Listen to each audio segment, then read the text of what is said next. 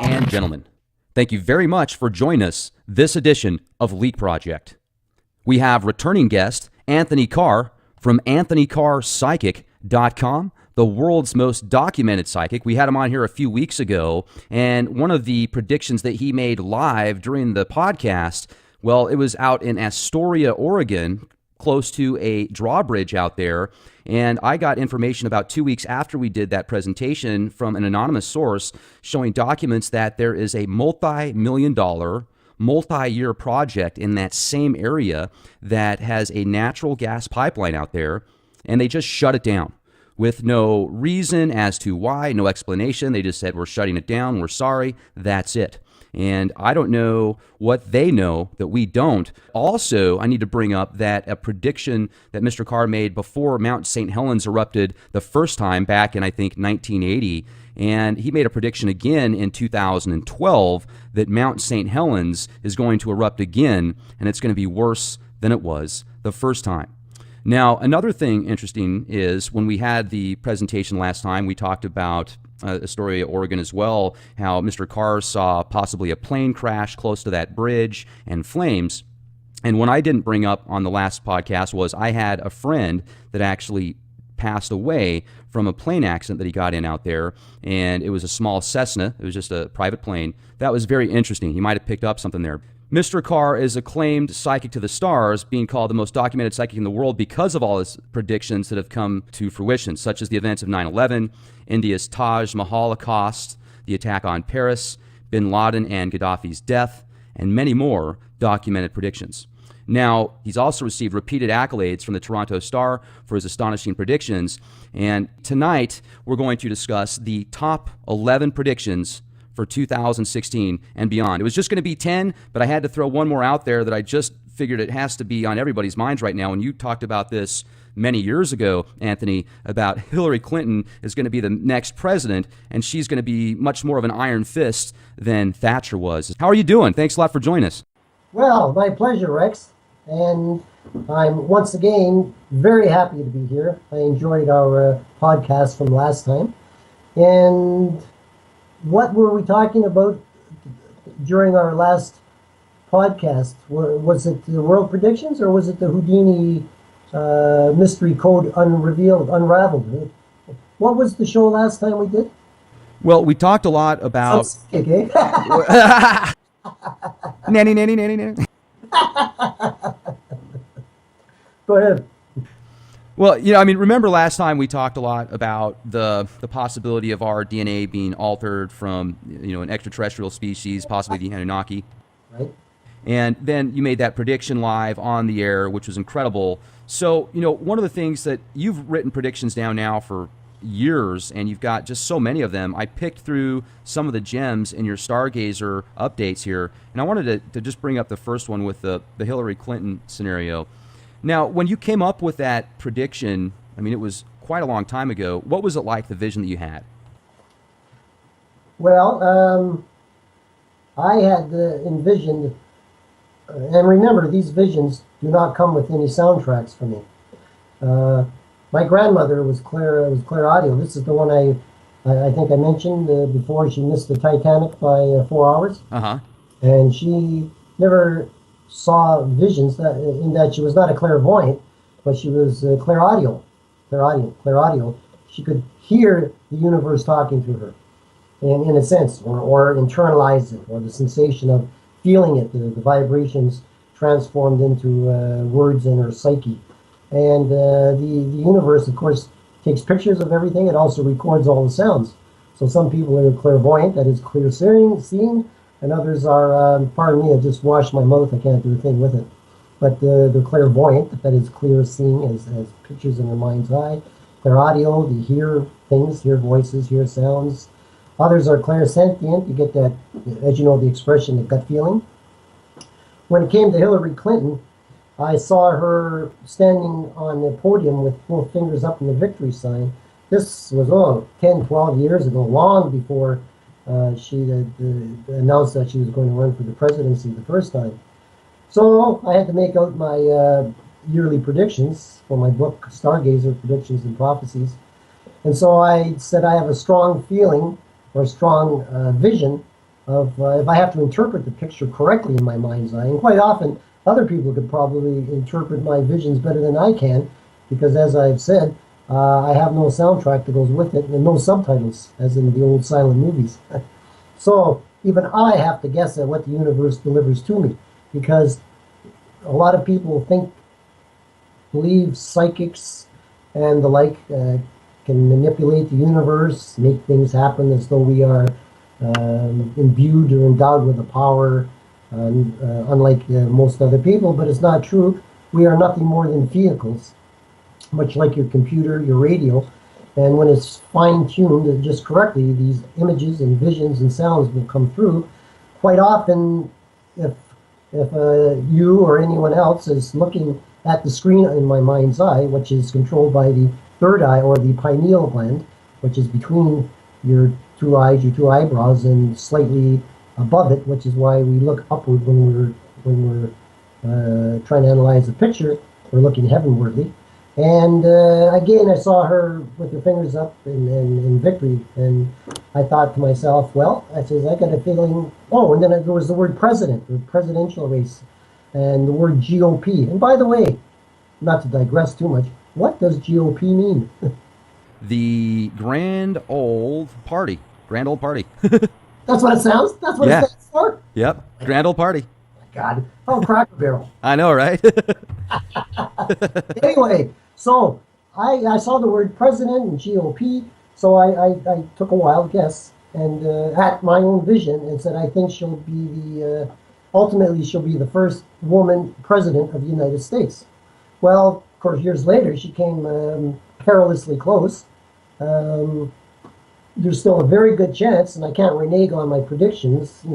I have to stand by them because, as you so eloquently put it, I am the world's most documented psychic. It should be subtitles in brackets, not necessarily always the most accurate. So anyway, as you well know, I don't make any bones about it. I am definitely not a Donald Trump fan, and he's a great entertainer. Our late mayor, Rob Ford, was very, very entertaining in the same ilk as Mr. Trump, and also one of our former mayors, Mayor Lassman, was also of that ilk, very entertaining. And for my money, all you're ever going to get from any politician, no politician is going to change your life at all, one way or the other, whether you like him or don't, except if they happen to be very entertaining, and that's all you're going to get for your vote. If you look at Mr. Trump as an entertainer, he's terrific. If you look at him as the presidential hopeful, it's to be feared and dreaded. I just can't see him becoming president of the United States. To me, the vote for Donald Trump would be akin to voting to Adolf Hitler. And I never thought I'd ever say anything good about Hitler, but at least Hitler was a real soldier in that he served in World War I. And Mr. Trump, with his money, bought himself out of Vietnam, but he seems to be very quick to want to send everybody else's kids to war. So I don't have much use, as we've already discussed, for spoiled rich kids, who were brought up with a silver spoon in their mouths. Not just him, even here in Canada, you have your Conrad Black, you have our Prime Minister, Justin Trudeau. I have all the respect in the world for a man and a woman who can pull themselves up by their own bootstraps and make it on their own without anybody handing it to them, because anyone that's spoiled really doesn't know what it's like on the other side of the spectrum, to be that poor, to have to come up the hard way, to have people look down on you. He will never, or anybody like him, will never really, really enjoy what they have. They may think they're enjoying their cars and their millions and their billions and their women and all these things, and I'm sure they are. But not as much as if they truly had come from dirt, poor, poverty, and then pulled. That way they would have the other side to judge against and to truly appreciate what it really is to be well off. Right. And do you feel that if Trump was to make it into office, when you compare him to Hitler, do you think that he would round people up based upon their lineage and heritage as well, kind of, these roundup camp? Hey, there's a law for the rich, there's a law for the poor. And basically, he's a white racist, what do you call it, white supreme.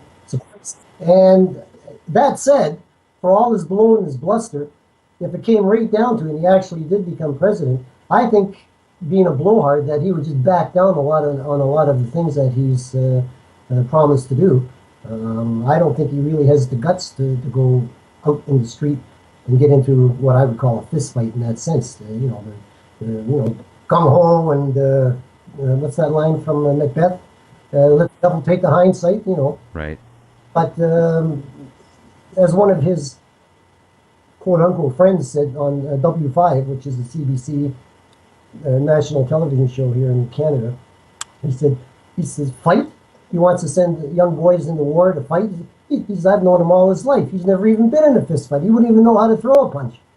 So, I also had predicted obliquely that that President Obama would be the president at that time, 10 years ago, but at the same time I made the prediction about Hillary.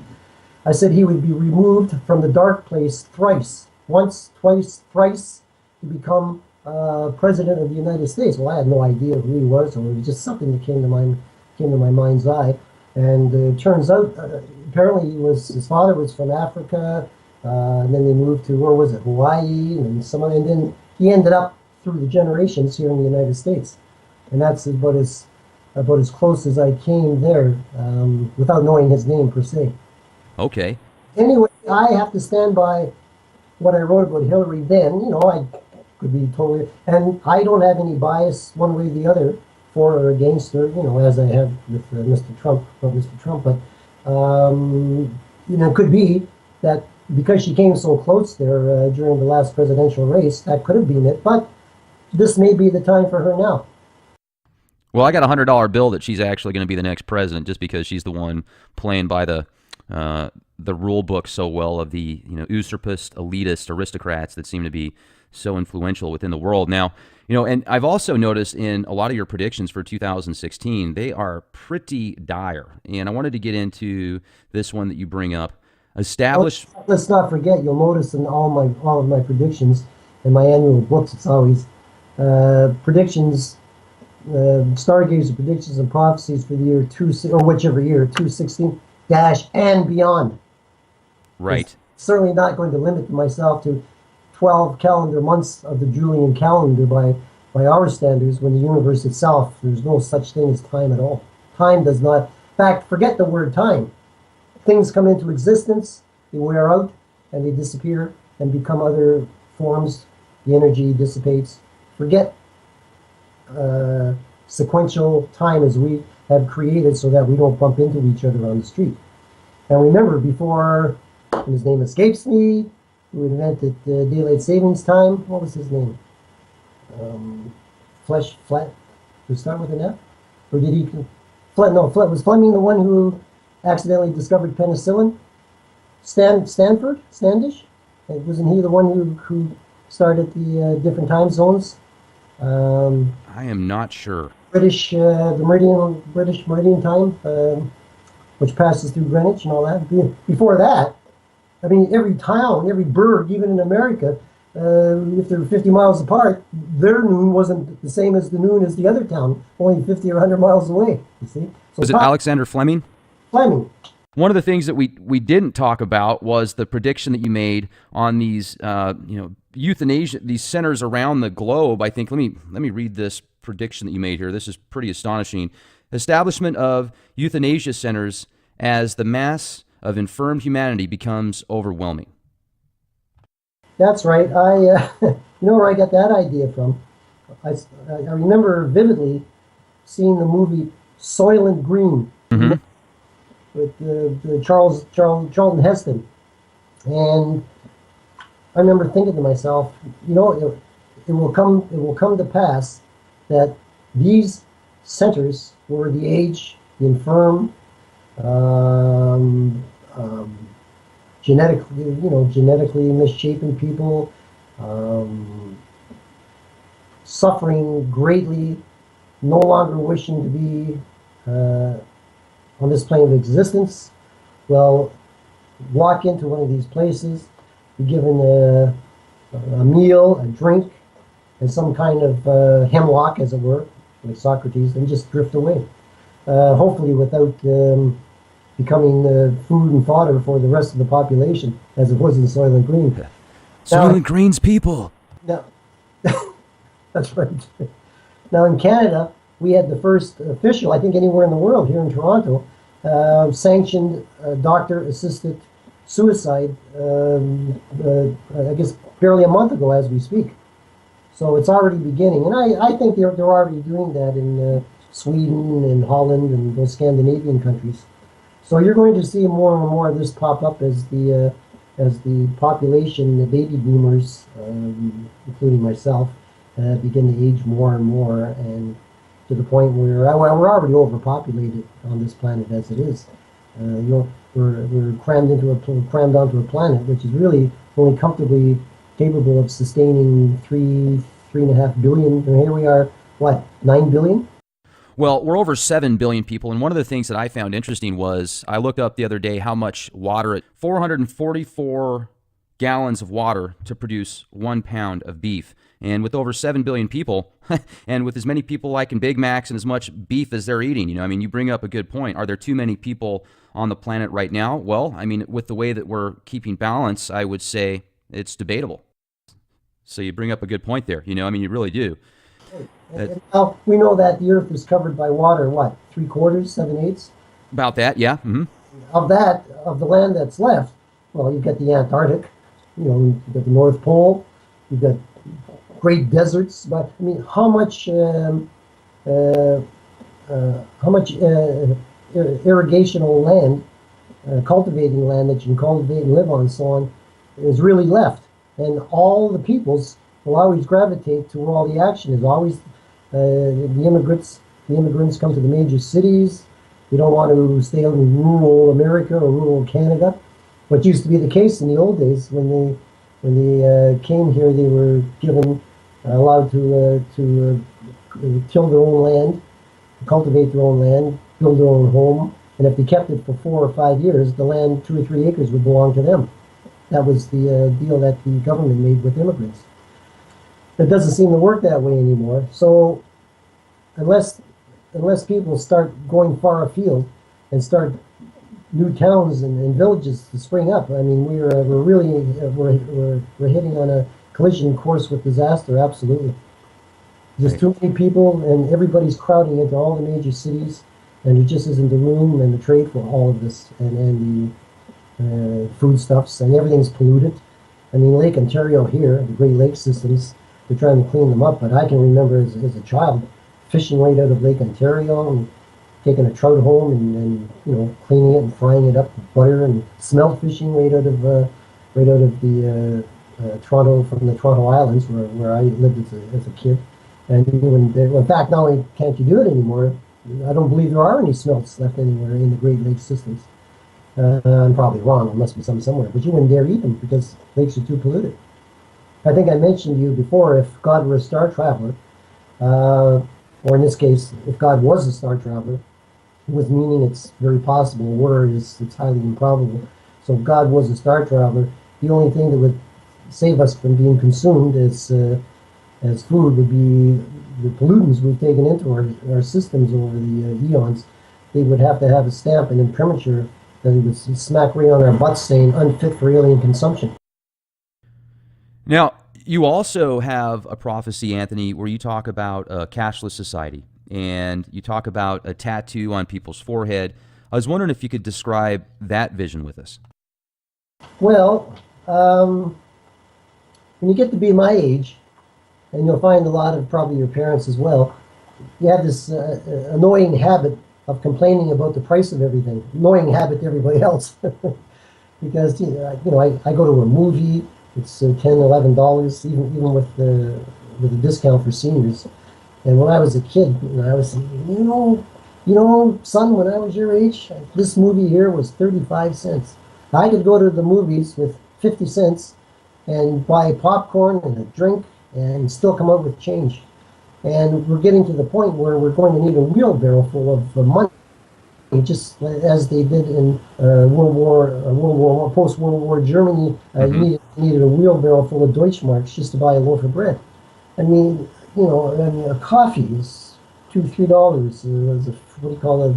I always call it frappe LaRue, or whatever they're called. $5 and $6, and it just goes on and on and on to the point where you need $1,000 in your pocket just to walk around. $1,000 is nothing anymore. I can remember when $1,000 was a fortune. You hear people talking about billionaires these days. He's a millionaire doesn't mean anything. To have $1 million, nobody. I've got $1 million, so that's nothing. The average house in Toronto has now just been assessed at. I'm talking here about a small bungalow, 3-room brick house, nothing fancy. $1 million and a bit, which is ridiculous, outrageous. The same house I live in, I bought for $25,000 in 1964, is now worth just slightly under $1 million. And we're getting to the point where you're not going to be able to have enough cash to carry around. Already we got plastic, and we got debit and credit cards and so on.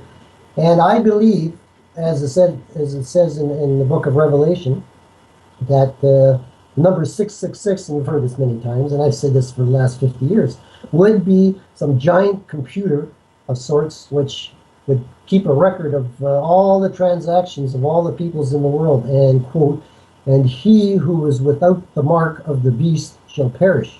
In that, if you don't have a good credit rating, or you don't have the mark tattooed on your forehead, or your credit card numbers, and your pocket, don't forget, I said it would be marked in the palms in the hands of the individual. The palms are on the forehead.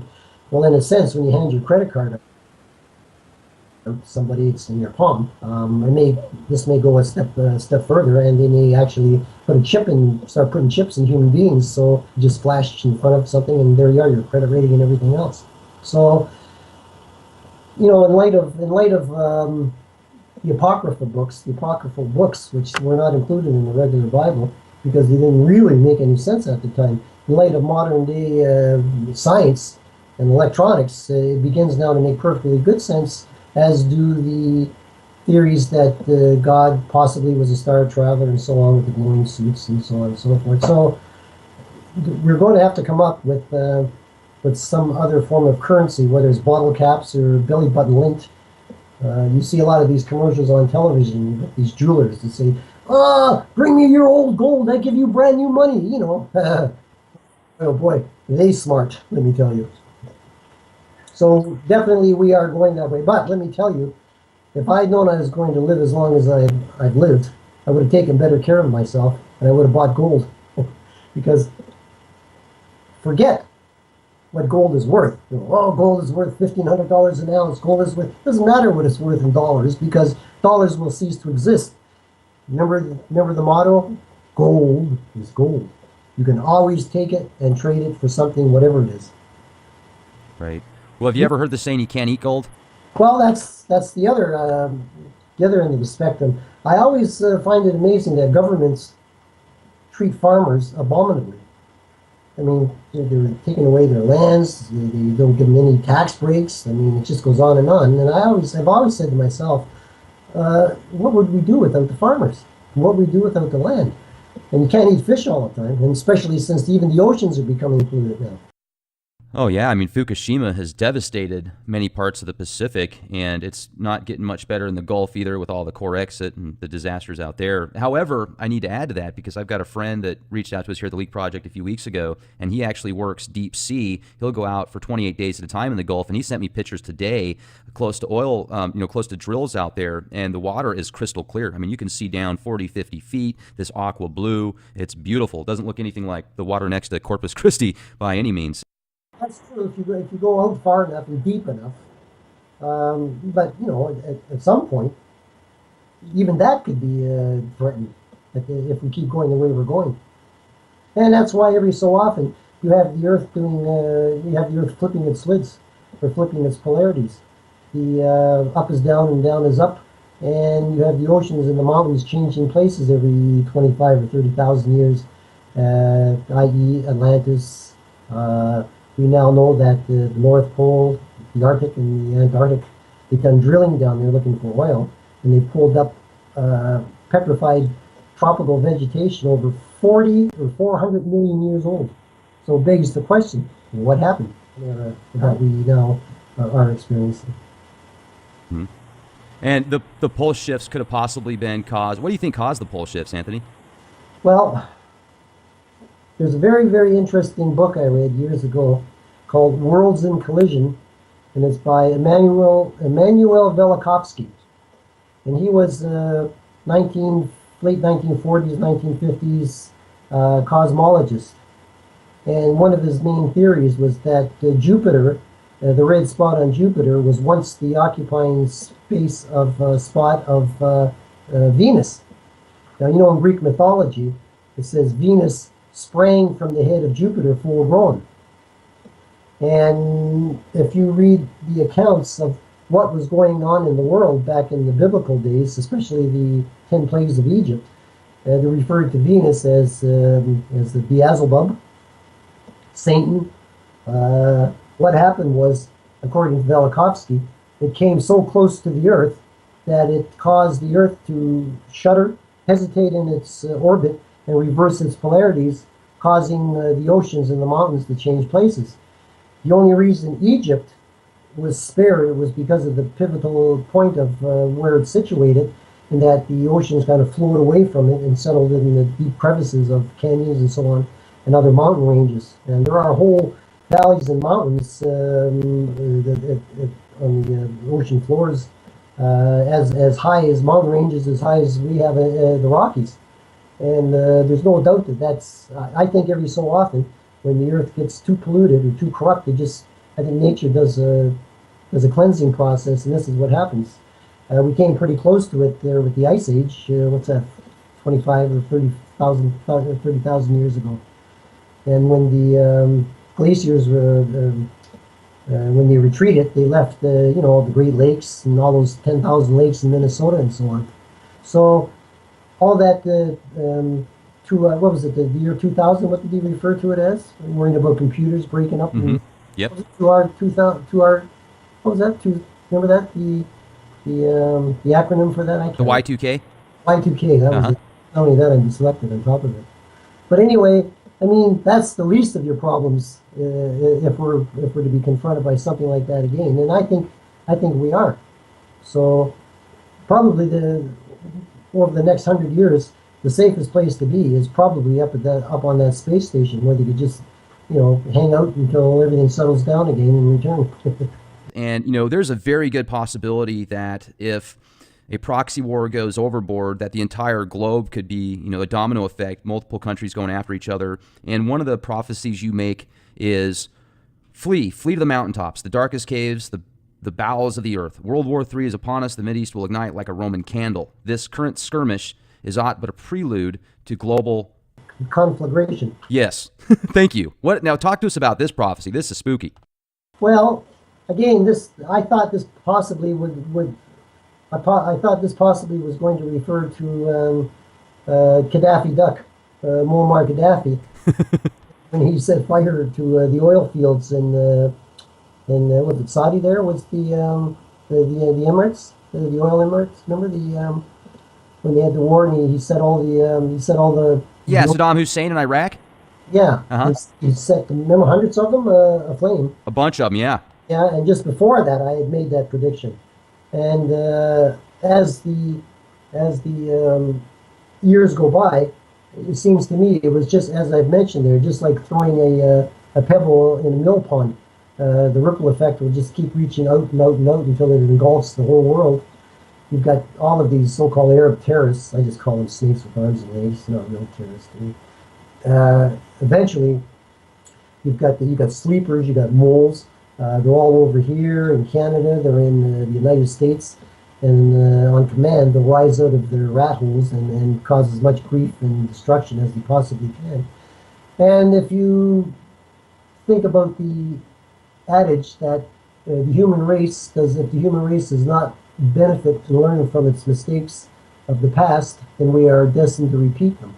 And I'm old enough to remember the end of the war, and the history of it, and my parents, who were all soldiers, including my mother and so on.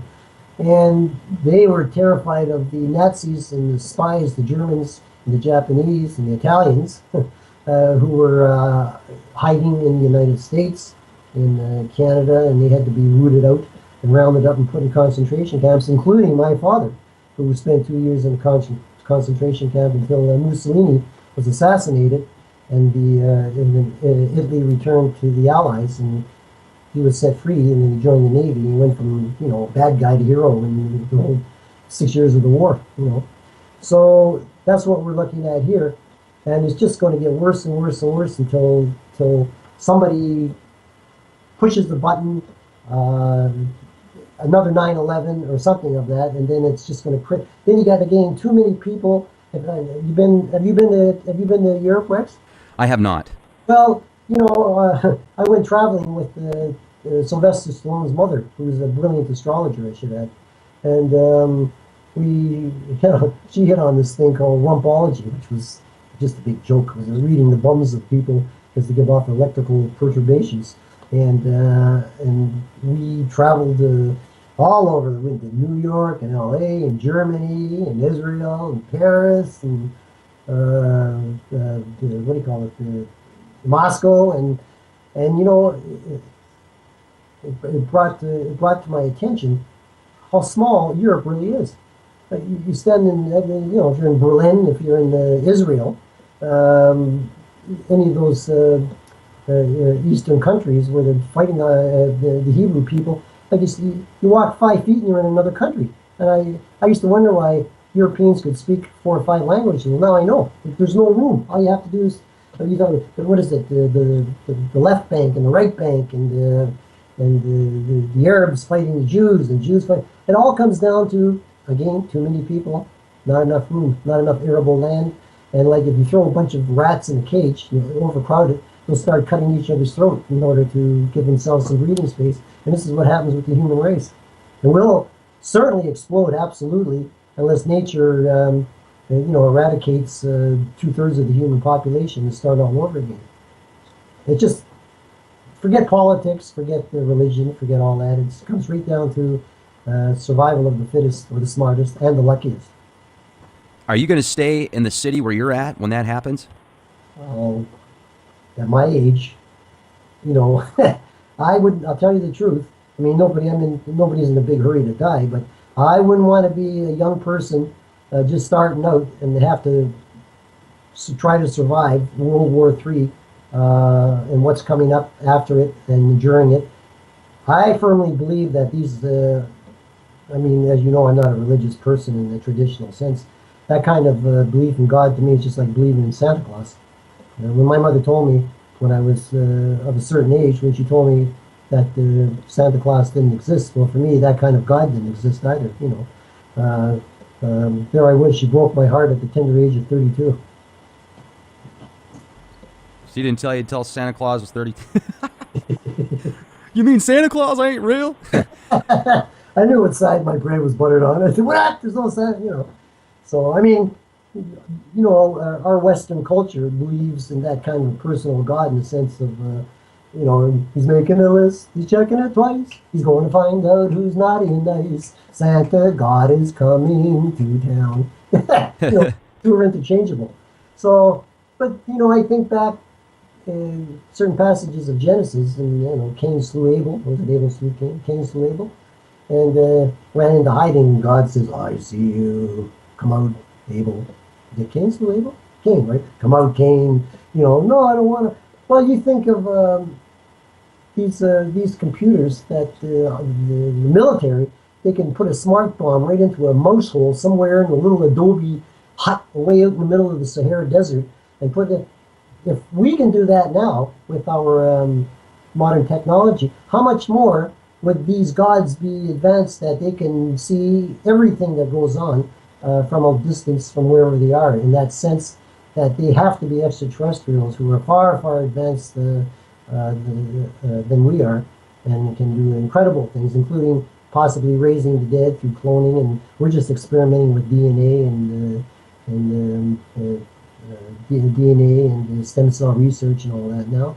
I just feel that, like I said, we're either dead, that's all there is to it. And if you've ever had surgery and you put that needle in your arm and you're out, you don't worry about whether you're going to live or die or it's an afterlife. You're gone, right?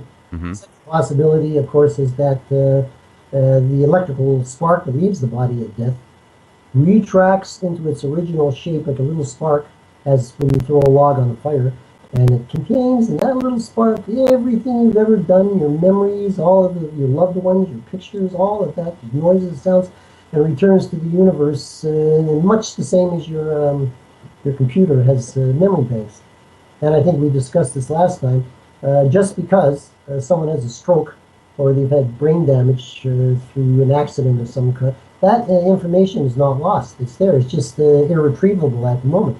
And that was one of my predictions, which I noticed you didn't include in the list here, but that the possibility of bringing back the memories of people who have been suffered Alzheimer's or been damaged is now in the process of being retrieved through an incredible new medical breakthrough to do with the blue light that's shone upon a particular cell that the clone from one of the living cells. I have the paper here, but I had made that prediction several years ago. As a matter of fact, it's somewhere in my books here in the medical. You know, I had no idea before the first time that we did the presentation that I spoke with you, Anthony. I did not know all of the people that are in Hollywood and other positions of prestige. I didn't know that you rubbed elbows with them. That's pretty cool. You've met some amazing people along the way, haven't you? I rubbed their palms. Yeah, that's fantastic. And what I remember, you described the palm of Michael Jackson on your website, anthonycarrpsychic.com, and you talk about how the lines show that he's going to have an abrupt death, a painful life, and just the amount of information that you can pick up with somebody's palm is mind-boggling. That story ran in the tabloids, the Globe, and I think he was only 10 or 12 years old. And I said, for some reason, I said, this kid is going to come to a tragic end. Scandal, sex, heartbreak, bankruptcy, and finally death. Those were the, I think, four categories.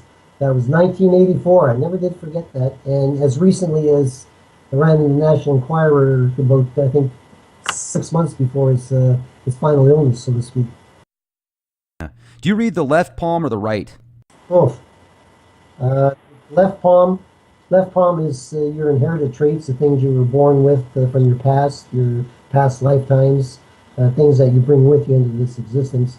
And the right hand contains all the things that you're trying to control and pick up in this incarnation called life now on Earth. And I believe, just like an astrology chart, you can't overcome your fate or your destiny, which is in the left hand. Ultimately, you will be delivered the things that your destiny, your chart, if you're into astrology, or your left palm, or your left hand promises. Now you can reverse that process if you're left-handed. The right will be the inherited traits and talents that you inherited from your forebears. Depends on that cord that separates the left hemisphere and the right hemisphere of the brain. Was it the corpus coriaceum or something like that? Then the electrical current crisscrosses there. Some people, very few of them are ambidextrous, so they can use the left hand equally well as they can the right hand. And here's that, most feared diseases, blah, blah, blah, blah. Medical science makes dramatic advances in 3 of the world's most feared diseases, so much so that entire populations will breathe a collective sigh of relief, almost palpable. Even death itself will be conquered.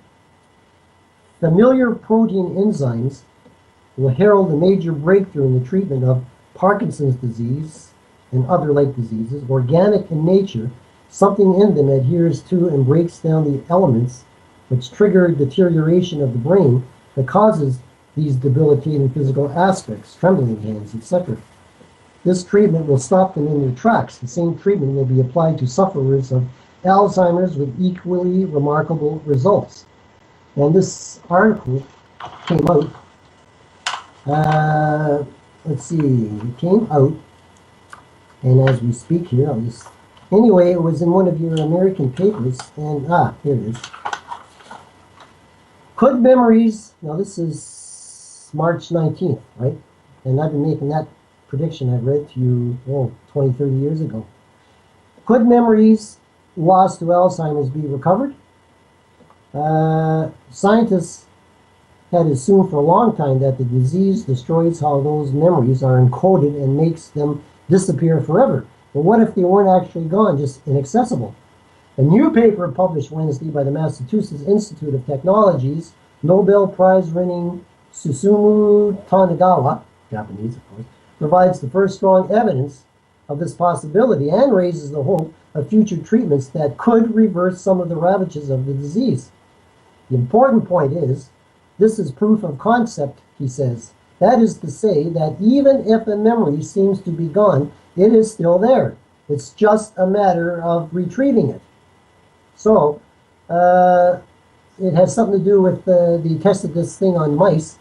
Both groups of mice were given a mild electric shock to their feet.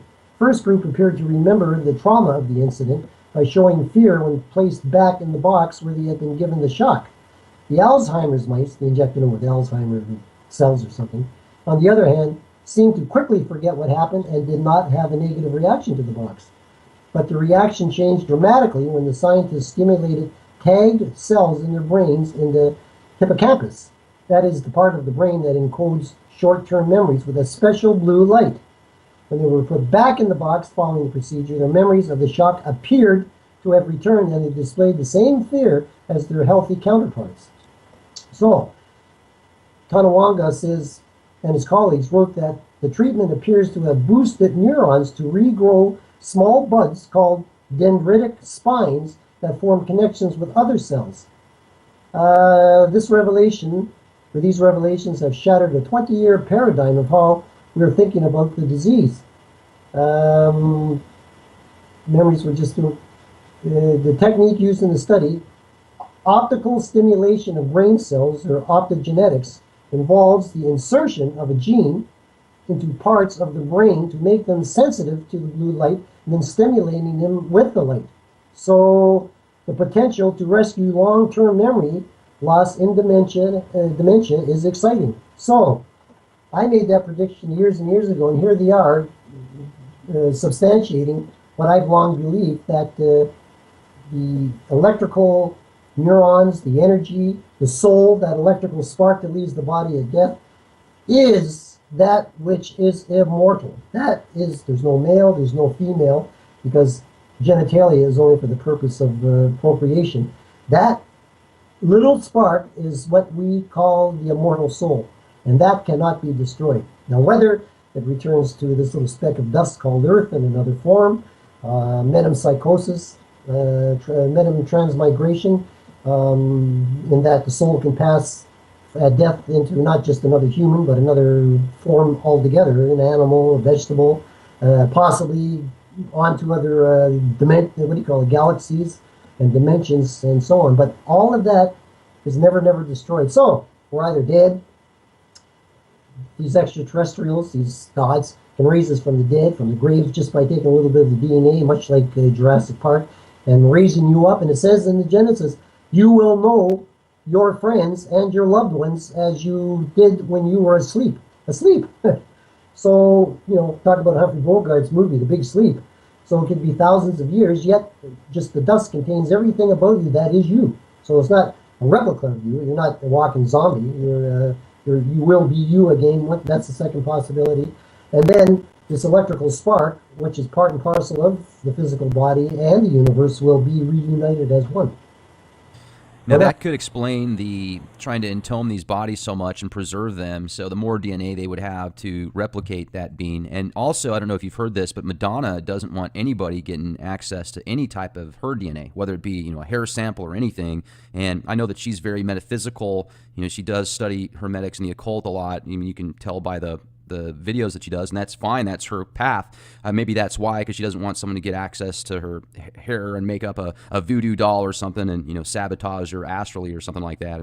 There's plenty of speculations you can get to, but another thing that I was very fascinated with, Anthony, you've got so many incredible prophecies, and just hitting these 10 that I want to discuss with you is taking probably a little bit longer than an hour. So if we need to cut out short, I understand, or if we can continue, that'd be great. But I've got just a few more on here that I think are really important, because one of them, you talk about a wave of pneumonia hitting North America, like a big time, horrific, very bad event. And is that something you see happening soon? And could you walk us through that vision?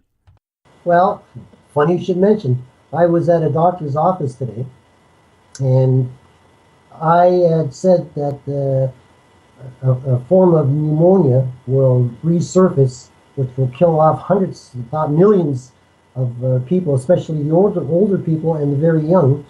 And I saw this pamphlet on the while I was waiting to see the doctor on his desk there, and I picked it up. And what's it say here? You ready for this? It says, pneumococcal pneumonia is serious enough to put you in the hospital and worse, but it can be prevented, especially if you are 50 and over. And then it talks about who's at risk. Of course, 50 years of age and over, or very young, 18 and under.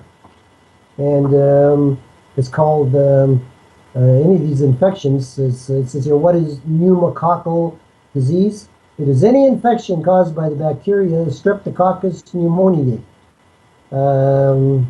or pneumococcus.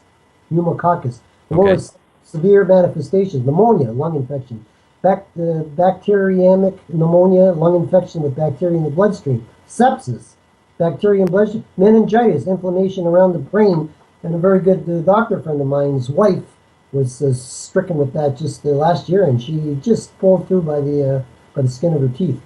So funny you should mention that and bring this up. And I picked this up right in the doctor's office and said it is on the increase, and the spreading exponentially is what it says. And then, okay. And so another one, too, that I wanted to bring up was... Did we talk about this last month? I've always had a theory that sharks, they can grow new sets of teeth, just as a matter of course. I always wondered why we can't. Amphibians,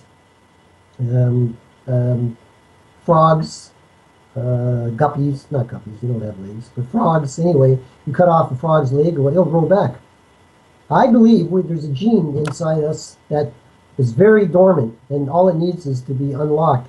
And we could, this fabulous, what I said here, fabulous new surgical technology allows a deformed and truncated limbs to be inserted with donor bone, which adheres to the skeleton by means of the body's natural, quote-unquote, glue, for want of a better term. Example, kids born with flipper-like hands attached directly to shoulders. That was that thalidomide kids, remember that? We've read about it. Also kids without arms or their feet that sprout from the hips, but not from the legs, something like E.T. Finally, the discovery of the gene that triggers the growth of new limbs, teeth, etc. If sharks and amphibians can do it, why not us? And I really, really believe in that. 50 years ago, I prophesied that all alphabet diseases, that is to say MS, MD, ALS, ALD respectively, multiple sclerosis, muscular dystrophy, amyotrophic lateral sclerosis, better known as Lou Gehrig's disease. It's interesting to note, lately they've said that Lou Gehrig didn't die from Lou Gehrig's disease, he died from something else. So Lou Gehrig did not die of the disease named after him, apparently. Adrenal leukodystrophy, that was his. Then there's the Lorenzo's oil. And I knew the mother and the aunt. You remember the movie Lorenzo's Oil? Oh yeah. The aunt of this young boy was the sister of the mother, and as a matter of fact, very interesting. She was a nun, and her husband was a former priest, Dominican priest, I think, and they left the priesthood to get married. And it's almost like the old joke, who's your father? Well, he's a priest, and and they had two. Right. So anyway, all these will soon be eradicated. So it's with remarkable success, a holistic approach to mental disease, including manic depression, schizophrenia, et al., brings about their control through a regime of strict diet and mild electricity whose minerals and current directly affects the brain's serotonin and synapses. Again, going back to the electrical balancing of the soul, if you want, or that electrical spark. And apparently, you have to remember, you don't have to, but I suggest you remember that I've been writing these predictions, the same ones for 50 years, without putting a time limit of 12 months on them. So we're very close to solving all these problems of regenerating severed nerve endings, the spinal cord injuries. Hence, ever my refrain, dead legs shall walk again. Again, I prophesied over a half a century ago that all of the above medical problems soon will be eradicated, and now miraculously through stem cell research, all this is now coming to pass. So, I really think. Yeah, you remember the movie with Brad Pitt, Benjamin Button? Yeah, where he reverses age. Right. Now, there is a disease, I'm sure you're aware, which I'm sure is called progeria, Progeria. These are children who are born old and grow older exponentially. Now, Brad Pitt starred in an interesting movie called The Curious Case of Benjamin Button, a medical anomaly similar to the above-mentioned disease. Science soon will locate and identify the aberrant gene that triggers this horrible affliction, as well as the slower, more familiar one we refer to as old age, and then reverse it. Therefore, the need for souls and beings, for new souls and beings, will cease as the process repeats. And thus shall it be with new limbs and new teeth. So, scientists clone a live Tyrannosaurus rex from the cell nucleus of the dust of its long dead bones, in which resides the DNA, deoxyribonucleic acid. So, wow, maybe they'll sell them as pets and guard dogs, sort of like guard dinos or dinos. Then we can walk or hop them leash-free area at the beach or boardwalk, where they can romp, chomp, and frolic with the other dinos and doggies. Look what my dino can do. I predict stem cell implantation will ultimately bring about something akin to immortality, repaired or new eyes, kidneys, brains, hearts, etc. A damaged heart is currently repairing itself with the owner's very own stem cells in Montreal, even now as you and I speak, Rex. So, I got to interject real quick here, Anthony. I'm looking at an article that came out. There's several of these that I've read in the same reference. It's man's finger grows back thanks to pig bladder powder. And you can watch the video time-lapsed where this guy literally regrows his finger out of his house based on some biotech that the college, it's in South Florida, this doctor uses pig bladder, basically powder, and sprinkles it on his finger like pixie dust, and after a couple of weeks, it regrows. It's pretty cool. So that kind of interjects there, I think, in parallels with what you're talking about. If you can do stuff like that out of your own house, regrow your finger with some help from your college buddies, that's pretty amazing. Are you kidding me, or this is already? No, I'll send the link for our listeners and people that have an opportunity to watch this podcast, youtube.com/clandestine time lord. Make sure to subscribe, get access to all the latest podcasts first and free. Yeah, this is the real deal. There's been many articles that I've read about this guy, but one in specific that I'm looking at right now is on the Huffington Post, and you can actually watch a minute video on it that shows how the whole process was done in 60 seconds. So it's pretty cool.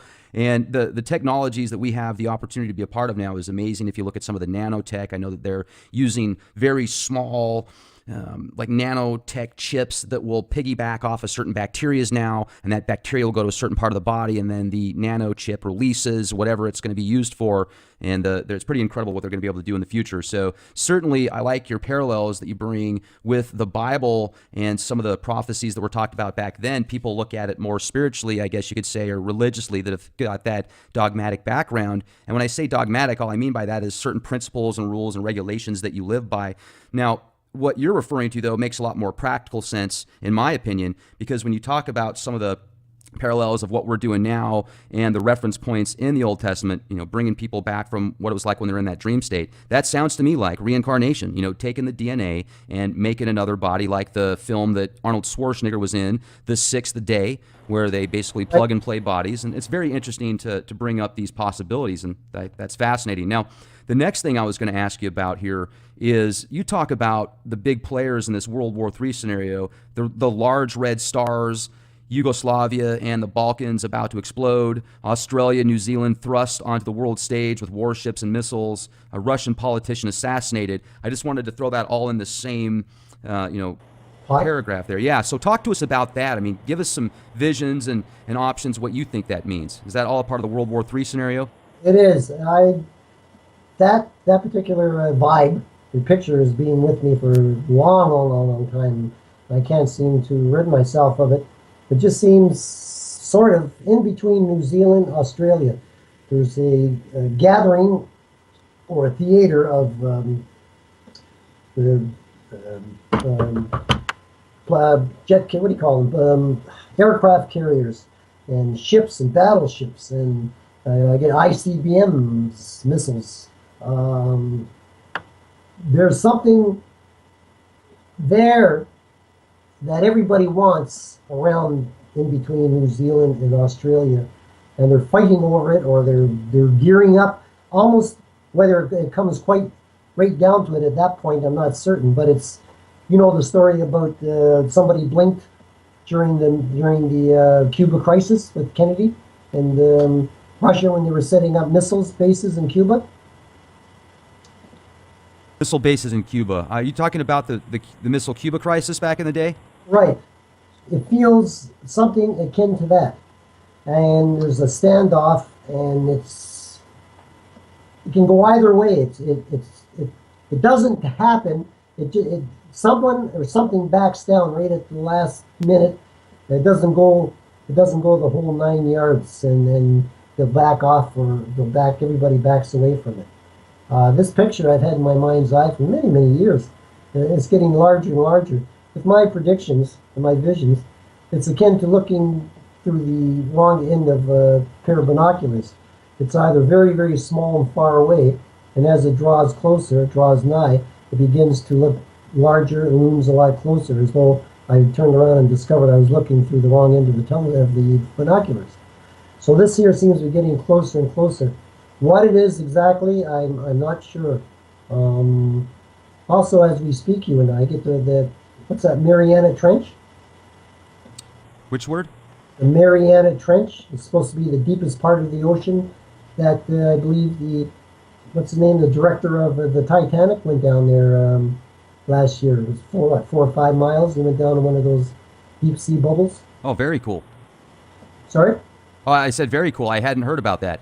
Oh, the Titanic, the last Titanic movie with DiCaprio, and he's from Toronto. The director did a lot of those movies with Schwarzenegger. James Cameron. James Cameron, right? As we speak, I mean, now is the Mariana Trench around there? It's coming to me as I was telling you this story. So that's fascinating. Is it there? Okay, so let's go back. That you said, ask me the question again. Well, as I was talking to you about the gathering force, the gathering storm around Australia and aircraft carriers and IBs, the words the Mariana Trench came to me. Is that around there? Australia, New Zealand? I'm pulling it up right now. That is actually the deep. Okay, so it's located in the western Pacific Ocean, close to the Marina Islands. I'm going to pull this up right now. And kind of, I mean, it looks like it's in between Japan and Papua New Guinea. So Philippines would be to the left of it, and it's kind of right there by Guam, actually. It's real close to Guam.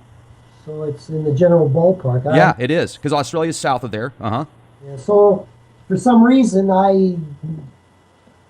that area or something about it will trigger this confluence of military activity. Possibly someone wants to test a horrific nuclear device down in the Mariana Trench, and other forces are opposed to it.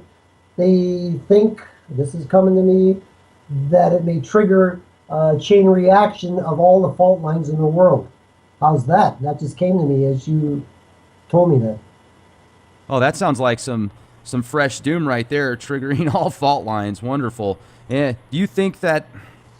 I never knew what that picture until now, you and I discussing it. You're kind of a pretty good catalyst for me.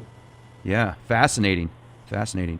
And I don't know if you've Careful put... what you ask for, Rex, you just might get it. Well, hey, I certainly wouldn't want to be close to any fault lines when something like that takes place or next to the coast. I mean, I've got family in the Northwest, and, you know, if there was a tsunami or something like that, you know, I'd be definitely worried about them. And also with all the different possibilities, have you heard the Planet X theory? Briefly, It's a specific planet that's tangentially. okay. It's a specific planet that's supposed to have a 3,600-year orbit. There's been every theory under the sun about if it exists or not, but even a lot of researchers now are saying they found something in between Jupiter and Saturn that they can't explain that wasn't there before, some type of planet. And whether or not it's real or it's going to come back and cause chaos, that's certainly on many people's minds right now. And there's been so many catastrophes as far as natural, like sinkholes and earthquakes, and a lot of events that have been taking place as well. Some people speculate that might be the cause of some of it. I'm wondering if you've ever had a vision in reference to seeing some type of giant planet in the sky that shouldn't be there, or heavenly body. Well, I'll tell you, I don't pick up any catastrophes created by that, Planet X or whatever. I do believe there are other, of course, planets out there that are parallel worlds to our own. However, the extraterrestrials, or as the ancients called them, the Anunnaki, I think it was, the Anunnaki, meaning those who came from the heavens or from the stars. If gods were, and don't forget, it says in not only the Christian Bible, also in the Quran and the Mosaic books, the Pentateuch, the 5 Mosaic books that the Hebrews, the Jewish people, adhere to, always talk about the gods and their hosts that came from the heavens, or came from the skies and the stars. So there's no doubt that something or other came from beyond. If they needed to be within a certain area or within a certain distance from the Earth, that might explain. Perhaps it is one of those planets that has an orbital path of I don't know, 100,000 years before it comes back to the nearest point to the Earth again. And I always got those two words mixed up: the apogee and the other one, which means one means closest point from a heavenly body to another one, and there's another word that means the opposite. But don't ask me; I don't even know my own name at this point. Anyway, I think that's how they would manage to jump from that planet to Earth.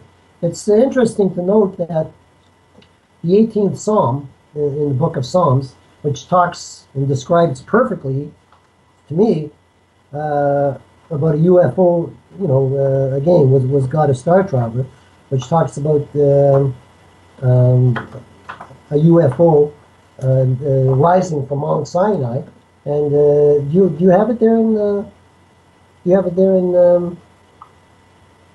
my book that I sent you? Now there is for years I've always been mesmerized by the ancient Egyptian scarab.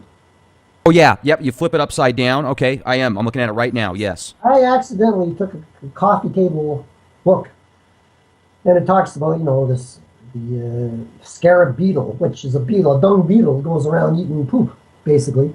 I said, why would anyone in his right or wrong mind worship a beetle, a dung beetle at that, right? Right. Until I held it up, and it was a dark and stormy night, and it was raining, and it was storm, boom, lightning, kind of like Mary Shelley in the original Frankenstein. And the crack of lightning came through the window, and the book jumped out of my hand and it landed on the ground. I picked it up, and I picked it up upside down, and I looked at it. I said, my God, no pun intended. I said, this is not a dung beetle at all. I said, look at this. We've been looking at this thing the wrong way, the wrong side up, for 5,000 years. If you look at it upside down, which to me is right side up, it is a spacecraft taken off. Do you have the picture there? Yes, right. I sure do. I'm looking at it right now. It says not this side up, right? Mm-hmm. But this side up with the bird upside down. You see the wings? You see You see at the bottom of it, the blast site. The flames, the thrusters. I sure do. See and around it are the legs, the tripod on which it rested. I sure do. Wings. Those are the scarab beetle are not wings of it. Those are the bright lights and the power and the fire as the thing is lifting off. Yeah, I'm looking right at it. You can see it with the outline, and it looks kind of like a space shuttle that would land, or as it's blasting off. And you can see. Yep. And and you know, you look at the so. Now, can you see the spaceship now as I had it outlined here? Now, whoever or whatever came to this Earth, perhaps they had to be close enough to be able to make I mean, when you think of space travel these days, you think of quantum physics and quantum leaps, step wormholes, and no time exists at all. You don't need to traverse the fathomless oceans of cosmic space and time.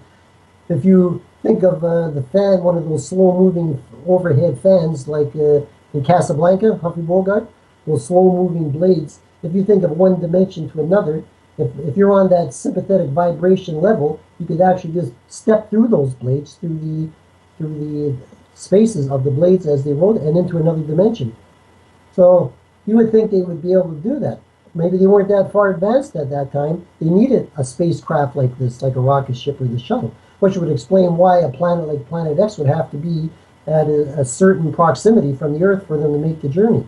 How else, or why else would they need a rocket ship on Mount Sinai, which now, if you read the 18th Psalm, and it makes more sense. And here's what it says. There is a passage in the Bible which describes the landing of a huge spacecraft. God, in the form of a star traveler, helps David defeat his enemies. So, from Psalm 18, quote, "In my distress, I called upon," this is David talking now, right? Because he's feeling he's going to be wiped out. "In my distress, I called upon the Lord for help." In brackets, I put, so David is in trouble, so he communicates with his protector, the star traveler on Mount Sinai. Continues, quote, "From his temple," brackets, the UFO, "he heard my voice, and I am saved from mine enemies," brackets, "message received and understood." To continue.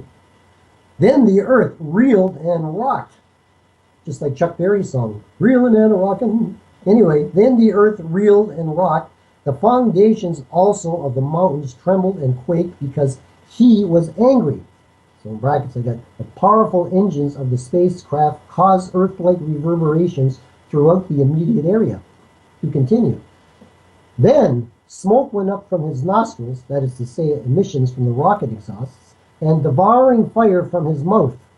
Glowing coals did flame forth from him," meaning the heat from the engines burns the grasses, shrubs, and kindles stones in the immediate vicinity of the blast site. The heat becomes so intense as the engines accelerate that small rocks in the vicinity of the thrusting, blasting rockets begin to ignite. To continue. "Then he rode on a cherub and flew. He came swiftly upon the wings of the wind. He smote," that is to say, killed mine enemies, "with arrows of lightning." Arrows of lightning, brackets I put, laser rays from the UFOs. "The Lord also thundered in the heavens, and the Most High uttered his voice at the blast of the breath of thy nostrils." Brackets. The craft rumbled, and it roared and accelerated overhead. And the last sentence I put, "No wonder David sang the Lord's praises. He would have been a dead duck without him." Now that's the 18th Psalm. I don't know what, people, "Oh, it was an earthquake." No. Arrows of lightning flowing high, thundering voice overhead. These are the engines. They're the jets flying, the whole schmear. You know what I mean? Mm-hmm. Absolutely. Well, my friend, I see by the old clock on the wall. Can we continue this another time, or? That'd be fantastic. It's certainly always great to speak with you, and maybe next time we have the opportunity to speak, Anthony, we could talk about some of the star charts and different ways to do palm readings and stuff. Sure, or if you want, we can go Hollywood. We can do all the stories and the anecdotes about all the celebrities I've read for and how I came about. Oh, that'd be wonderful. Absolutely. That'd be fantastic. And Jacqueline herself is a whole other. Actually, we should get her on and do a show together.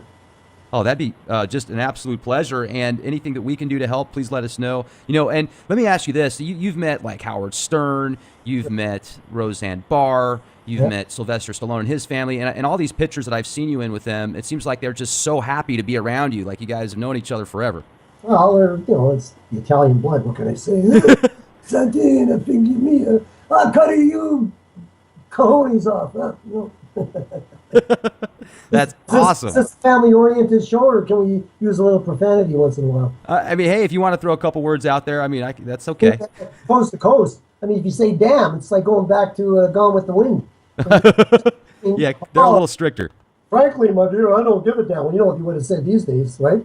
Dare I say it? Frankly, my dear, I don't give a.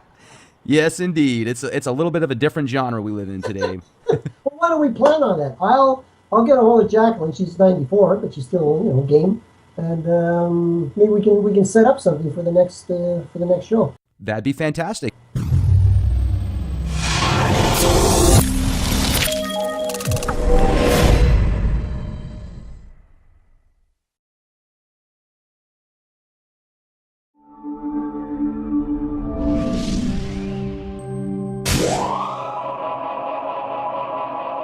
And gentlemen, thank you very much for joining us this edition of Leak Project.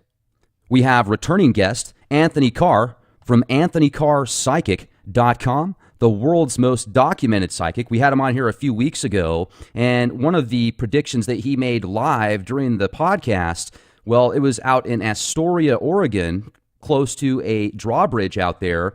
And I got information about 2 weeks after we did that presentation from an anonymous source showing documents that there is a multi-million-dollar, multi-year project in that same area that has a natural gas pipeline out there, and they just shut it down with no reason as to why, no explanation. They just said, we're shutting it down, we're sorry, that's it.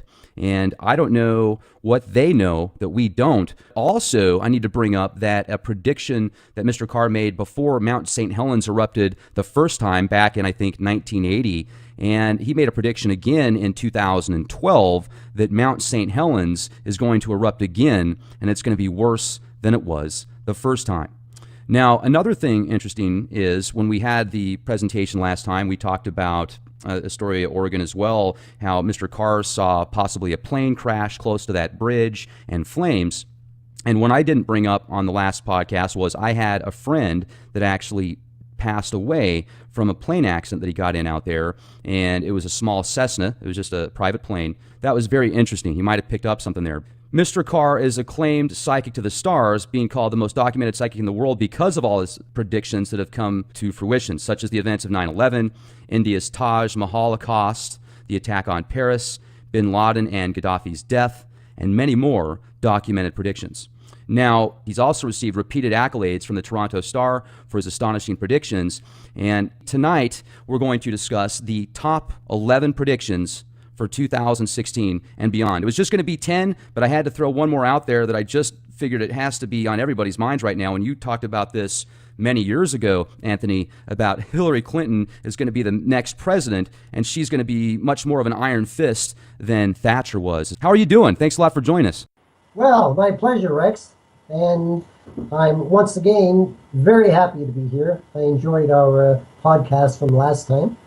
And what were we talking about during our last podcast? Was it the world predictions, or was it the Houdini mystery code unraveled? What was the show last time we did? Well, we talked a lot about... Okay. Nanny, nanny, nanny, nanny.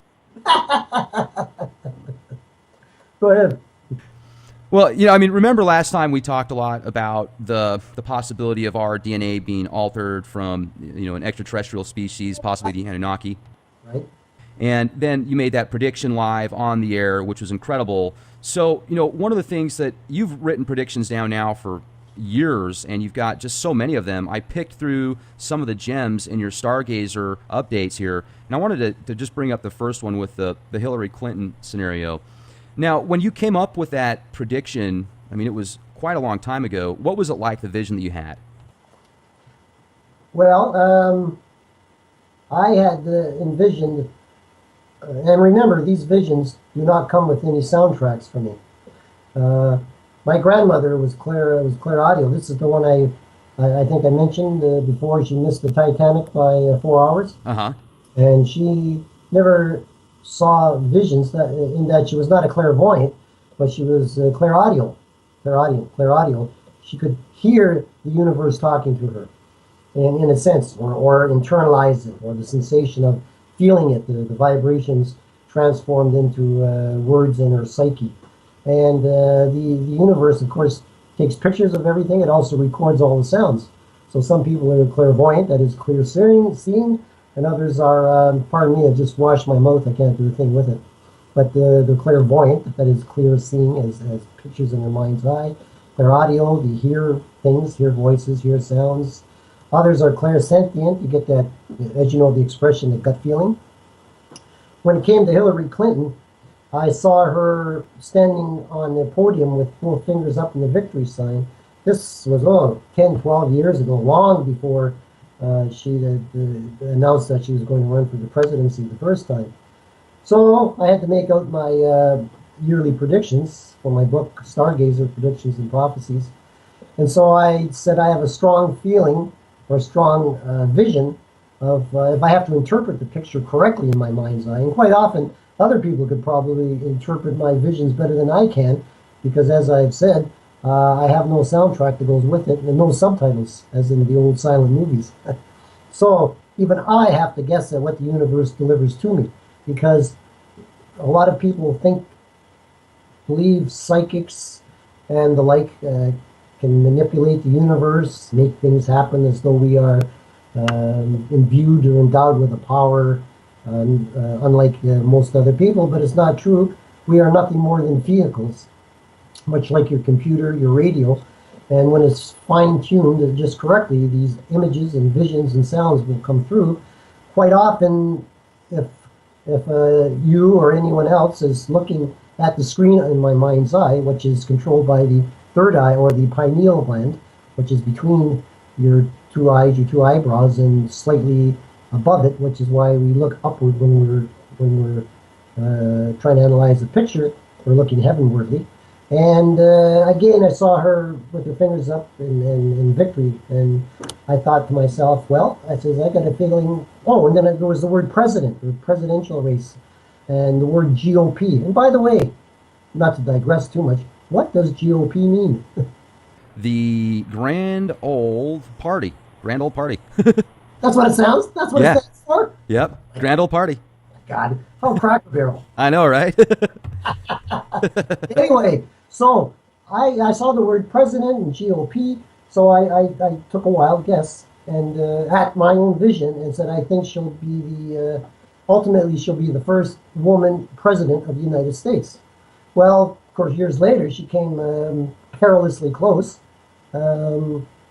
There's still a very good chance, and I can't renege on my predictions. You know, I have to stand by them because, as you so eloquently put it, I am the world's most documented psychic.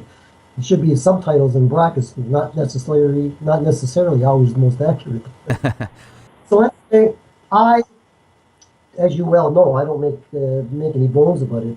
I am definitely not a Donald Trump fan, and I mean, he's a great entertainer. Our late mayor, Rob Ford, was very, very entertaining in the same ilk as Mr. Trump, and also one of our former mayors, Mayor Lassman, was also of that ilk, very entertaining. And for my money, all you're ever going to get from any politician, no politician is going to change your life at all, one way or the other, whether you like him or don't, except if they happen to be very entertaining, and that's all you're going to get for your vote. If you look at Mr. Trump as an entertainer, he's terrific. If you look at him as a presidential hope for, it's to be feared and dreaded. I just can't see him becoming president of the United States. To me, to vote for Donald Trump would be akin to voting to Adolf Hitler. And I never thought I'd ever say anything good about Hitler, but at least Hitler was a real soldier in that he served in World War I. And Mr. Trump, with his money, bought himself out of Vietnam, but he seems to be very quick to want to send everybody else's kids to war. So I don't have much use, as we've already discussed, for spoiled rich kids, you know, who were brought up with a silver spoon in their mouths. Not just him, Even here in Canada, you have your Conrad Black, you have your our Prime Minister Justin Trudeau. I have all the respect in the world for a man and a woman who can pull themselves up by their own bootstraps and make it on their own without anybody handing it to them, because anyone that's spoiled really doesn't know what it's like on the other side of the spectrum, to be that poor, to have to come up the hard way, to have people look down on you. He will never, or anybody like him, will never really, really enjoy what they have. They may think they're enjoying their cars and their millions and their billions and their women and all these things, and I'm sure they are. But not as much as if they truly had come from dirt, poor, poverty, and then pulled. That way they would have the other side to judge against and to truly appreciate what it really is to be well off. Right. And do you feel that if Trump was to make it into office, when you compare him to Hitler, do you think that he would round people up based upon their lineage and heritage as well? Kind of, these roundup camps? Hey, there's a law for the rich, there's a law for the poor. And basically, he's a white racist, what do you call it, a white supreme supremacist. And that said, for all his blow and his bluster, if it came right down to it and he actually did become president, I think, being a blowhard, that he would just back down on a lot of the things that he's promised to do. I don't think he really has the guts to go out in the street and get into what I would call a fist fight in that sense.